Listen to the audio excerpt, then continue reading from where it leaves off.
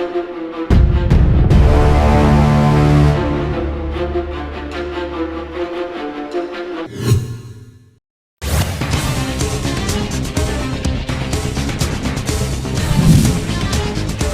Project में गड़बड़ी पर हंगामा। कांग्रेस विधायक ने राजस्व मंत्री को घेरा, सदन की कमेटी से जांच की मांग की। मंत्री के जवाब से असंतुष्ट विपक्ष ने किया वॉकआउट। शहर के प्रमुख चौक चौराहों, बाजारों, क्षेत्रों एवं संवेदनशील इलाकों में निकाला गया फ्लैग मार्च। पुलिस कप्तान के नेतृत्व में 500 से अधिक पुलिस अधिकारी कर्मचारी रहे शामिल। सीजीपीएससी प्रीलिम्स 2024 का रिजल्ट हुआ जारी। 3737 अभ्यर्थी हुए चयनित। 246 पदों के लिए है भर्ती। जून में आयोजित होगी मेंस की परीक्षा। इस बार 110 कट ऑफ रहा, पिछले साल 126। छत्तीसगढ़ में होली के दिन बदला नमाज का समय। दोपहर 2 बजे से 3 बजे के बीच अदा की जाएगी नमाज। वक्फ बोर्ड ने सभी जिलों में भेजा सर्कुलर।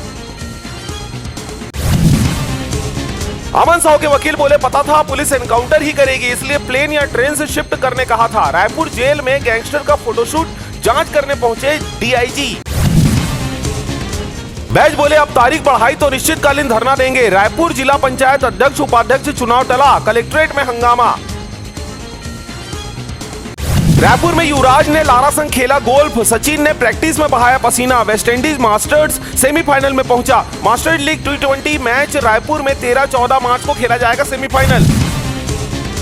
रायपुर प्रेस क्लब में होली मिलन समारोह। CM Sai, deputy CM Arun Sao और विधायक अनुज ने बजाया नगाड़ा। भाग गीतों पर जमकर झूमे जनप्रतिनिधि और पत्रकार।